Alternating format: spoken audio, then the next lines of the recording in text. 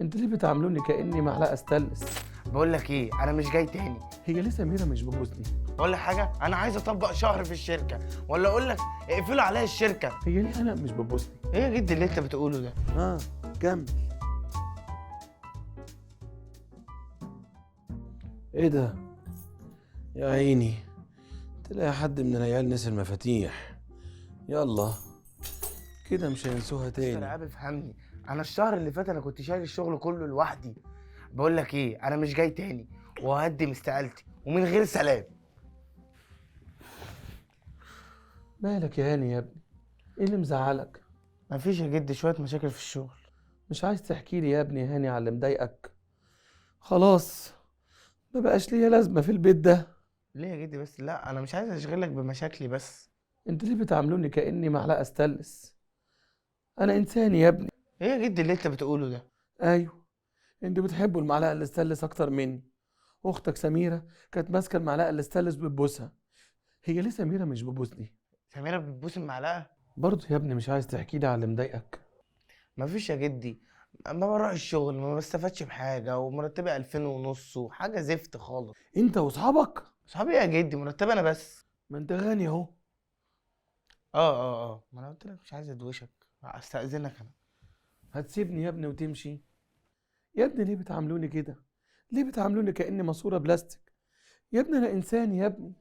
ماسوره بلاستيكي؟ ايه التشبيهات دي يا جدي؟ اختك هناء كانت ماسكه الماسوره البلاستيك وبتبوسها. هي ليه هناء مش بتبوسني؟ يا جدي والله ما اقصدش، انا مش عارف انت، بس هحكي لك انت هتعرف تفهمني ولا لا. يعني انت قصدك ان انا ما بفهمش؟ انت ليه بتعاملوني كاني؟ يا جدي كفايه ارجوك، بس انا فاكر ان انا كل ما بروح الشغل ببقى مش مبسوط، ومش عايز اروح كاني محكوم عليا بالشغل. محكوم عليك بالشغل؟ يبقى لعبت الشايب وخسرت. انا قلت لك ما تلعبش مع الشله المؤذيه دي. دي عيال كلها اذى. شايب ايه بس يا جدي؟ يا جدي افهمني ارجوك. طب مش انت بتقول مرتبك 2500؟ اه. طيب، يعني كده انت من الاثرياء.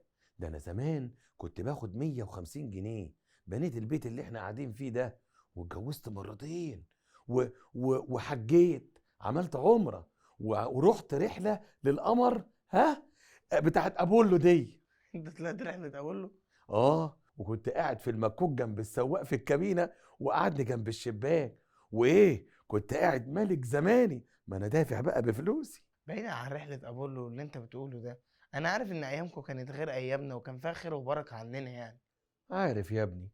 طب شغل لنا بقى الجراموفون، نسمع حاجه للست ام كلثوم كده، وبالمره تهدي اعصابك. جرامافون؟ لا لا لا، انا هشغلك اللي انت عايزه على الجهاز ده. ايه ده؟ هي ام كلثوم هنا؟ وكمان ام بي 3. سرير. يا على السرير النحاس بتاع زمان، كان بياخد 46 نفر كده بالعرض، وكان ايه، في دفى كده. ايه هو سيرك؟ وبعدين 46 ايه، هو اتوبيس؟ الاتوبيس. يا على الاتوبيس، كانت التذكرة ب50 قرش، وكنت اطلع الاتوبيس احاسب لكل الركاب، وكانوا بيسموني مرع النزيه. وكان خد يلا، انت رايح فين؟ هتسيبني كده؟ طب اقول لك، شغل لنا فيلم. حاضر.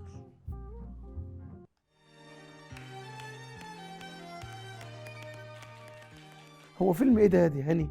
فيلم مافيا. كمل. كمل ايه؟ ما هو ده اسم الفيلم.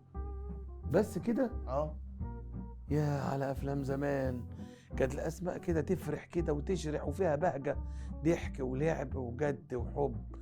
وكان فريد شوقي كده يخبط ايده ايوه يا مستر ايهاب، مبدئيا انا اسف، وانا هجي لك الشغل من بكره. ولا حاجه، انا عايز اطبق شهر في الشركه، ولا اقول لك اقفلوا عليا الشركه. سلام.